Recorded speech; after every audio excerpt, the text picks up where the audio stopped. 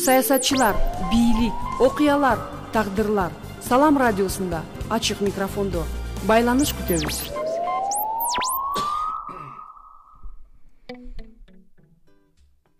Саламатсыздарбы урматтуу радио угармандар жана биздин YouTube каналдын көрүүчүлөрү. Сиздер менен мен Гүлбарчын Аймирова микрофондо болмокчумун. Бүгүн биз сиздер менен Борбордук шайлоо комиссиясынын шайлоо учурундагы журналисттер менен болгон байланышы тууралуу маек кылмакчыбыз. Бүгүн бизде конокто улуу урматтуу деп айтсам деле болот, медиа эксперт Авланбек Жумабаев. Саламатсызбы? Саламатсызбы. Кош келипсиз. Рахмат. Айтсаңыз, ушул шайлоо учурунда азыр эми шайлоо болот, Кудай буйрса ноябрь айында. Борбордук шайлоо комиссиясынын шайлоо учурундагы журналисттер менен байланышы кандай болот, кандай жүрүп жатат? Рахмат, урматтуу радио угармандар. Биз ошо Борбордук шайлоо комиссиясынын басма сөз кызматынын атынан ошондой эле Борбордук шайлоо комиссиясынын ичинде ошо маалымат жана үгүт иштери боюнча жумушчу топ бар. Ошолордун атынан келип, азыр Баткендеги биздин кесиптештер менен бүгүн жолугушуп бүттүк. Болгон маалыматтарыбыздын баарын бердик. Ошо боло турган парламенттик шайлоо боюнча ошондой эле өзүңүздөргө белгилүү болгондой жанагы шайлоо мыйзамдарына да абдан көп өзгөртүүлөр киргизилген. Ошо жайында жогорку кеңештин депутаттары өздөрү каникулга чыгаардын алдында ошол мыйзамды кабыл алышты. Ал мыйзам менен биргеликте ушул шайлоо тутумдары абдан чоң өзгөртүүлөргө дуушар болду да. Ошондуктан ошол биздин эл 120 депутаттын ордуна 90 депутат келет экен деген эле баягы эстеп калышты да. Калгандарын тилекке каршы дагы эле билишкен жок. Ошондуктан биз азыр ошо баардык региондорду кыдырып биздин ошо жерлердеги кесиптештер менен дагы жолугушуп, алардын арасында түшүндүрүү иштерин жүргүзүп жатабыз да. Эми ошо Борбордук шайлоо комиссиясынын ошо коомчулук менен иштеши жөнүндө, анын ишинин ачык айкындыгы жөнүндө, ошого умтулушу жөнүндө айта турган болсом, негизи ошо баягы жалпы бюджеттин алдына жараша, мүмкүнчүлүгүнө жараша Борбордук шайлоо комиссиясынын ошо басма сөз кызматында болгон 3 эле киши каралган экен. Анын бирөөсү ошо координатор, бөлүм башчысы деп коет. Андан кийин бири эксперт, анан бир техник. Болгону ошол 3 киши гана иштейт экен. Анан 3 киши ушундай чоң баягы саясий кампанияны баягы чагылдырууга кандай жетишет деген суроолордун көп туулат. Ошондуктан Борбордук шайлоо комиссиясы бюджетке тийбей, ошо элдин баягы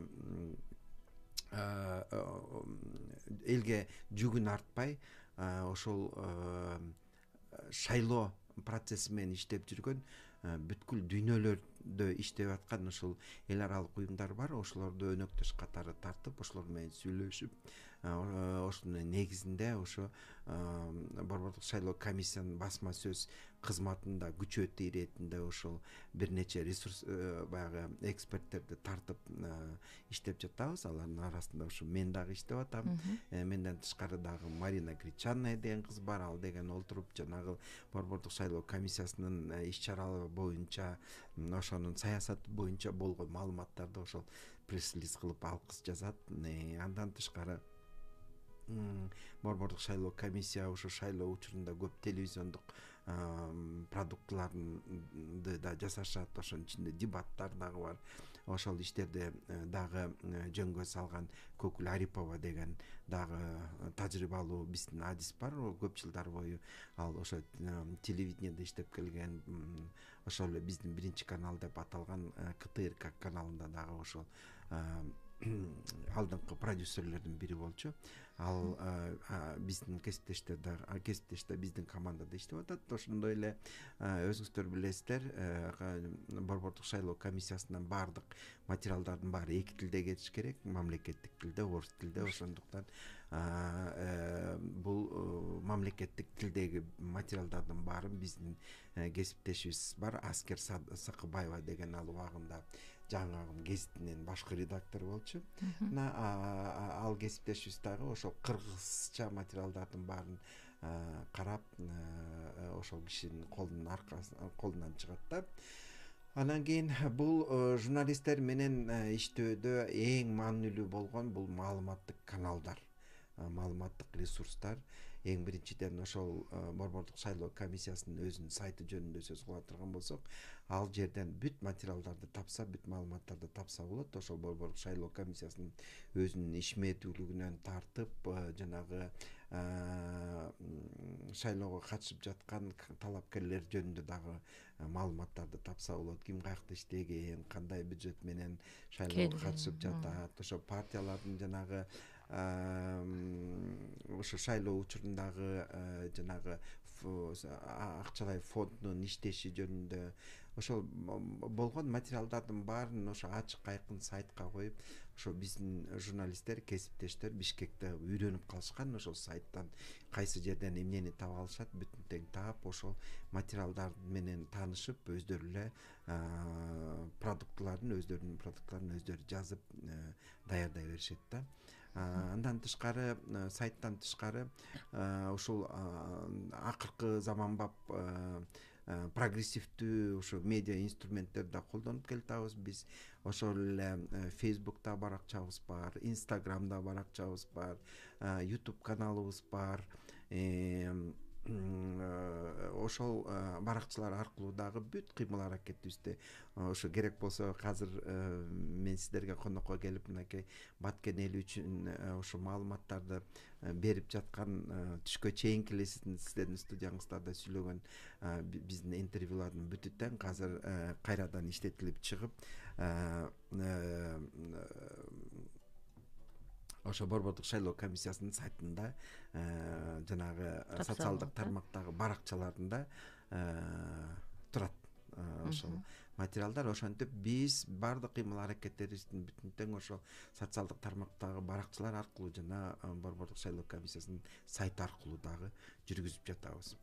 Анан кийин өзүңүздөр билгендей, бир 2-3 жыл мурун ошо Борбордук шайлоо комиссиясынын өзүнүн мүчөлөрү дагы ошол жерде олтуруп алып, мына бизде деген түз эфир жок, анан кийин биз жабык иштейбиз деп өздөрү иштеген жерден өздөрү ошол маселелерди чечпей ушундай да сөздөрдү кылышкан. Бирок былтыр мынакей жанакы парламентке шайлоо болоордун алдында биз ошол эле эл аралык уюмдарга кайрылып, Интерньюз деген бизде уюм бар. Ошол Интерньюз бизге жанагы түз эфирди жүргүзүүгө ошо Борбордук шайлоо комиссиясы үчүн атайын жабдыктарды алып берген. Бул жабдыктар дагы оңой акча турбайт.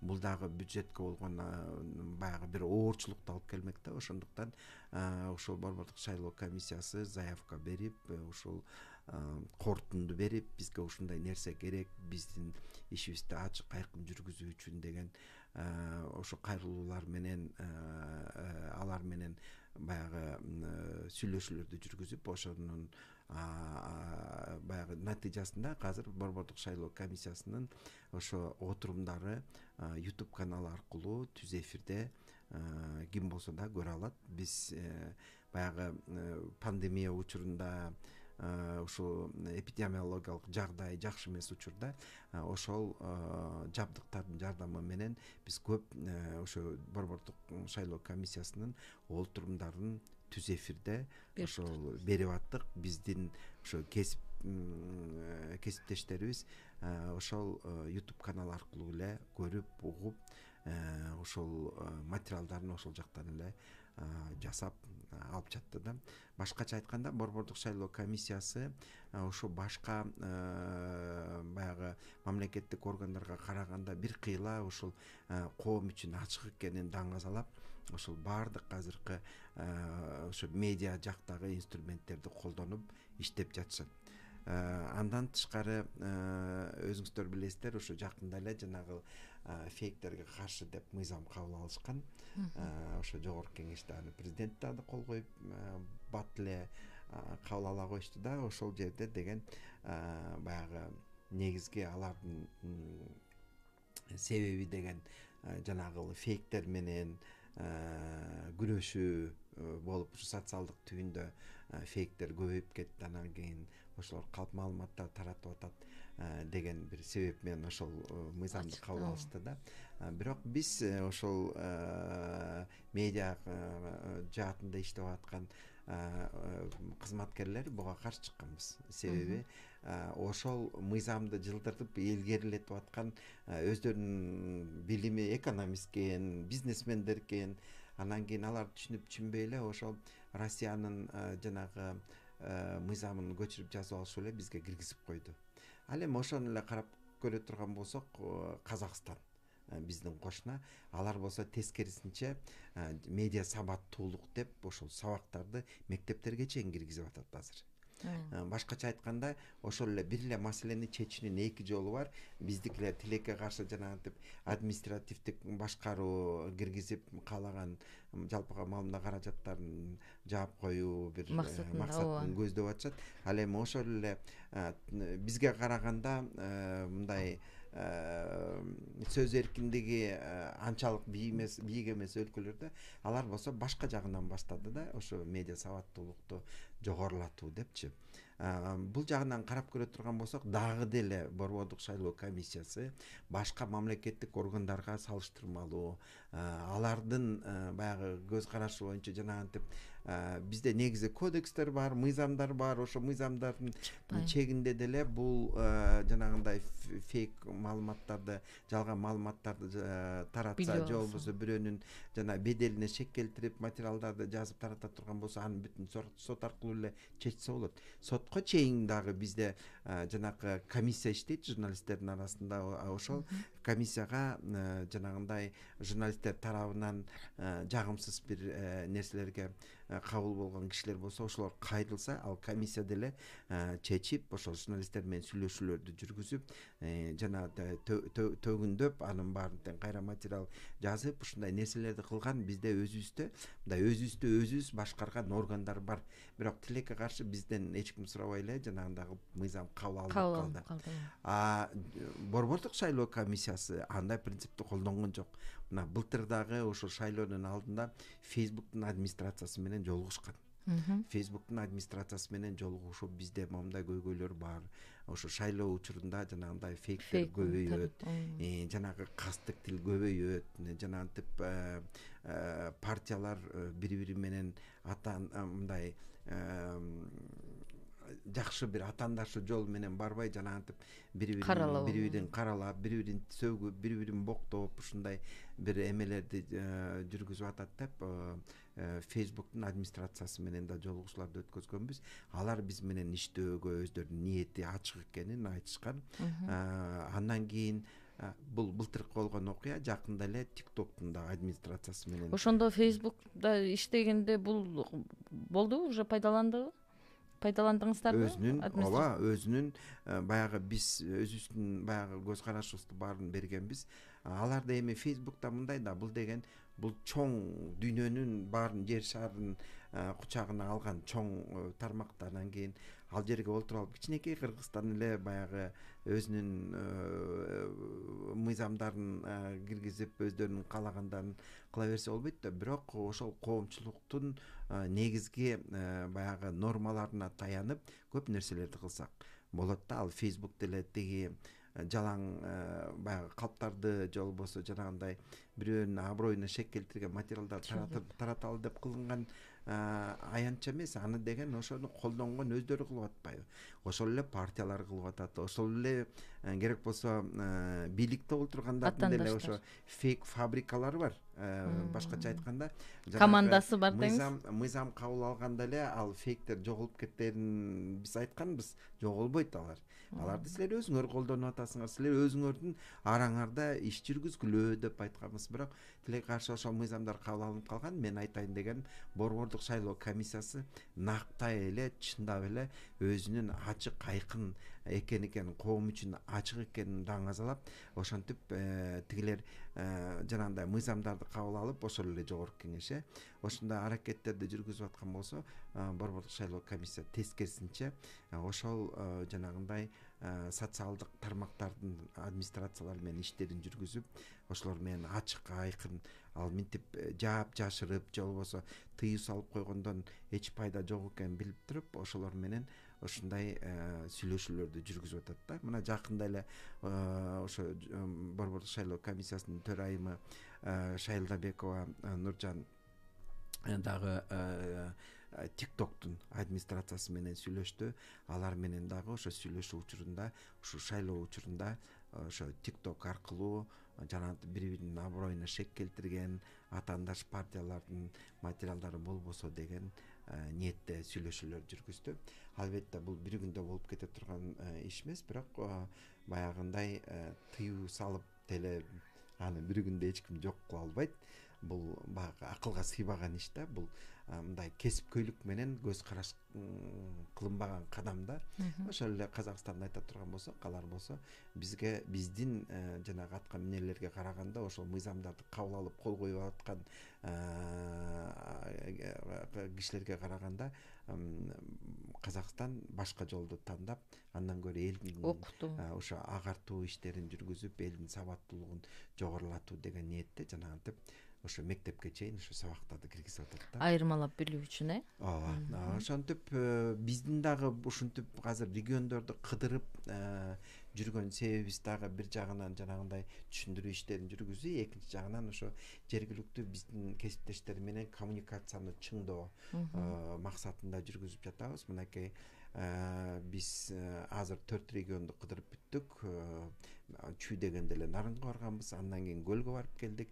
Көлдөн кийин кечээ күнү Ошко келдик. Ошто мынакей бүгүн Баткенге келип дагы Баткендик биздин кадырлуу кесиптештерибиз менен дагы баарлашып, алардын дагы болгон баягы суроолоруна жооп берип, ушуну күнгө чейин ушундай кыжаалат болуп аттык элек, түшүнбөй аттык элек, кандай болуп кетет экен, эмне болуп кетет деп алар дагы ойлонуп жүрүшкөн экен. Негизи ошо маалымат маданият министрлиги деп коебуз. Ошол министрликтин алдында мурун департамент бар болчу, азыр башкарма болуп калды окшойт.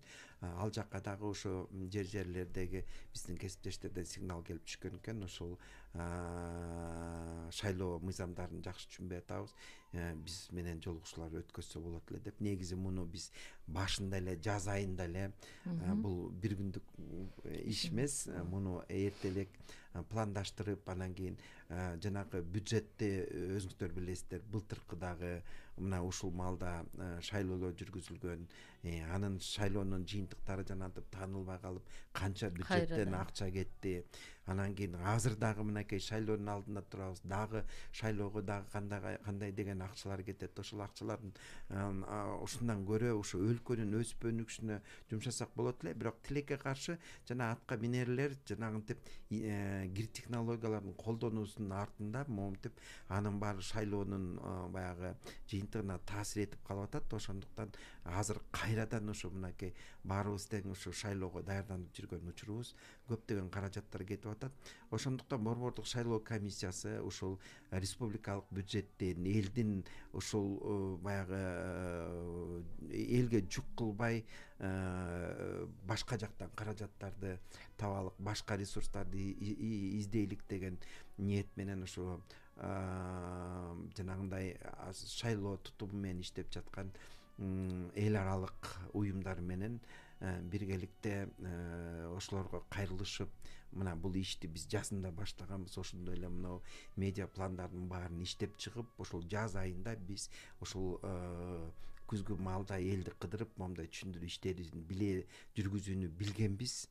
Себеби деген көп кадамдарды алдын ала баягы карап, ошолорду билип, анан кийин пландарыбызды эрте кылбасак анда биз кимге эмне керегибиз бар, ошон үчүн бизде эксперттер дейт, бизде ошо ишти билет деп ошол борбордук шайлоо комиссиясы жана 3 кишисин бекемдөө иретинде ошо бизди да чакырып, биз дагы ошол кадамдарыбызды ошо жазында эле пландаганбыз.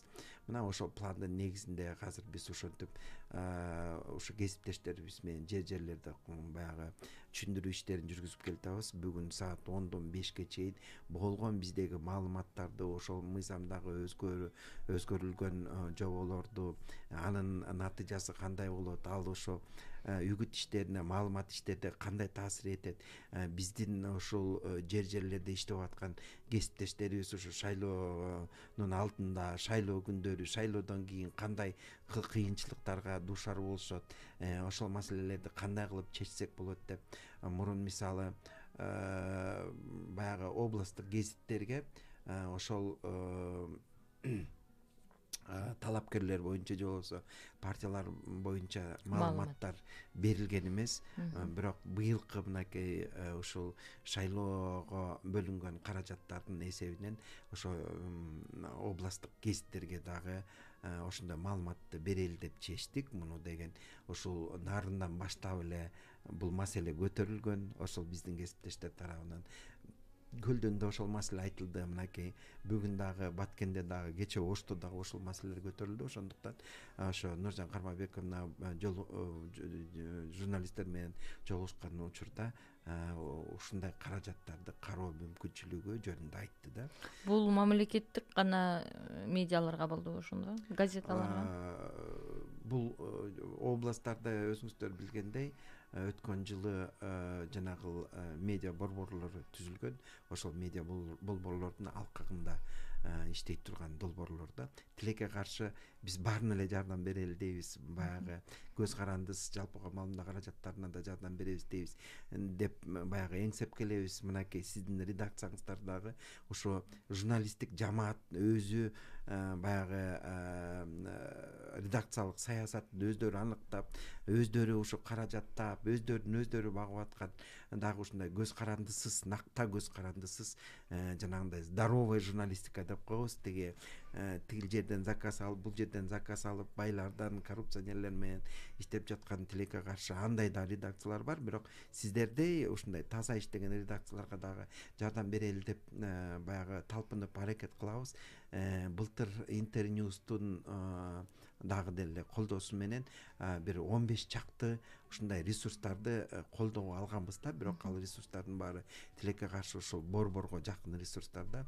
Мындан ары дагы биз ошол кеңешип, таңашып, ошондой долбоорлорго да кайрылып, ушундай жерлердеги ошол ресурстарга дагы жардам берсек деген ниетибиз бар. Бирок тилекке каршы баарына эле мындай тегиз жетип, баарына эле жардам бере албайт экенбиз. Бирок ошентсе дагы четинен азыр маселелерди чечип келатабыз. Мисалы ошо областтык гезиттерди колдоо иретинде жана материалдарды ошол борбордук шайлоо комиссиясы үчүн жанагы шайлоого бөлүнгөн бюджеттин эсебинен жардам бере ала турган болсок, былтыртан баштап ошол эл аралык уюмдарга дагы кайрылганбыз. Ошо жергиликтүү областтык телевидениялардагы, телеканалдардагы жанагы дебаттарга окшогон же болбосо башка дагы ушундай форматтагы элге маалымат жеткирүү үчүн же болбосо элге жана түшүндүрүү иштерин чайнап бериш керек болуп атат да элгечи. Мына жерде мындай болот деп ошондой баягы продуктларды чыгарыш үчүн алардын шарты жок экен. Биз баарын менен жолугушуп, кыдырып, былтыр Руслан Изреков деген бар, ошо борбордук шайлоо комиссиясынын басма сөз кызматынын жетекчиси. Анан кийин берки Көкүл Арипова деген экспертибиз бар. Алар ошо бүт жерлердин, областтык каналдардын баары менен жолугушуп, ошол каерде отурса ошол жакта барып, студияларын карашып, мүмкүнчүлүгү барбы ошондой продуктларды кыла ала турган деп ошолордун баарын иликтешип, анан корутундуларды жазып келишип, ошол корутундунун негизинде жок дегенде ошол телеканалдарга бирден камера, экиден петличка, анан кийин жана монтажный стол деп коебуз. Ошолорду алып берели деп ошо жана эл аралык уюмдарга кайрылганбыз. Мынакей ушул учурда 4 күндөн бери биз жолугушууларды жүргүзүп жатабыз. Ошол жерде биздин ошо телевидениеде иштеген кесиптештерибиз жанагы дебатты жүргүзүп жаткан учурда табло деп коет, жанагы убакытты көргөзгөн. Бул дагы абдан баягы теле көрсөтүүчүлөр же болбосо ошо дебаттарга катышкандар дагы өтө Убактысыз, мындай олуттуу көңүл кылышат да, бирөөнө 1 мүнөт ашыгыраак берип койсоң эле бул жанагы тегиз мүмкүнчүлүк бербей калгандыкка жатып калат да. Мыйзам боюнча биз деген ошол шайлоого катышып жаткан партиялар, талапкерлердин баарына тегиз мамиле кылышыбыз керек. Бирөөнө көбүрөөк берип, бирөөнө аз берип койсок, бул туура эмес болуп калат. Ошондуктан жанагы таймер деп коебуз, ошол убакытты өлчөгөн таблону дагы бүгүн Нуржан Карбайбеков айтты. Ал жөнүндө дагы сүйлөшүүлөрдү жүргүзүп атабыз. Буйруса ошондо комплекттердин баары чечилип калса, бул дагы Борбордук шайлоо комиссиясынын ошо сөз эркиндигине, ошондой эле ошо жерлерде иштеп жаткан биздин ошо жалпыга маалымдоо каражаттарын колдоо иретинде бир чоң салым кошулду деп бир аракет кылып жатабыз да. Мунун баары тең ошо Борбордук шайлоо комиссиясы ушул коомдун алдында, элдин алдында ачык, айкын иштешине даяр экени даңазалап турат. Ошон үчүн бүгүн биздин баягы ошо жерлердеги журналисттер менен жолугушуубуз дагы ошол максатта уюштурулуп, ошол максат менен ошо иштерди өткөзүп жатабыз. Бүгүн сиздер менен мынакей ошо тренингди аяктадык. Азыр мынакей сиздерге конокко келип отурам. Сиздерден чыгып алып эле Жалал Абадка жол тартабыз. Эртең ошо Жалал Абадтагы биздин кесиптештер менен дагы ушундай жолугушууларды өткөзөбүз. Рахмат, биздин убакыт кичине кыскарып баратат. Аябай эле сонун маалыматтарды берип кеттиңиз. Сизге рахмат. Азыр ушунду айтсаңыз, журналисттер шайлоодо чагылдырууда элге кандай өзгөрүүлөрдү киргизе алабы? Журналисттердин ролу барбы? Ролу канчалык? Мен жана айтпадымбы, буга чейин тилекке каршы ошол шайлоо күндөрүн ошол жанагы саясатчылар, саясий күчтөр жанагынтип төңкөрүштөрдү кыла коюп, анан революция кыла коюп, митинг кыла коюп, ушундай бир өнөкөткө айланып кетти да.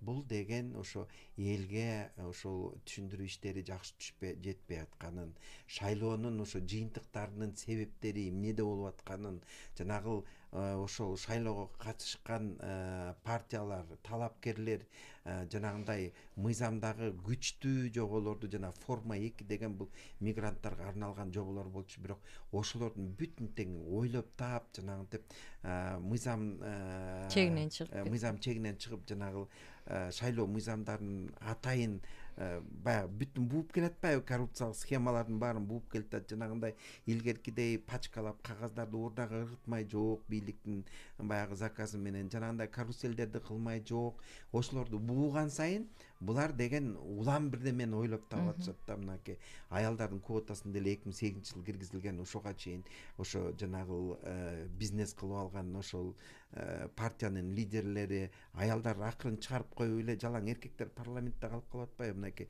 былтыр бул механизмди да киргизип койду да. Азыркы учурда ошо жергиликтүү кеңештердеги аялдардын, депутаттардын саны көбөйдү. Мына азыр жогорку кеңеште дагы ошондой принцип кала берет. Жанагы ар бир 3-чү аял депутат аял болсун деген жобону алып койгон жок. Ал ошо партиялык тизме боюнча баягы шайлоодо ошо боюнча калды. Бирок тилекке каршы жана бир мандаттуулукта анда аял эркек дебей кармашыш керек да. Мен ойлойм, аялдардын арасында дагы татыктуу лидерлер чыгып, алар дагы ошол жогорку кеңештин курамына кирип калсын деп бир тилейбиз да.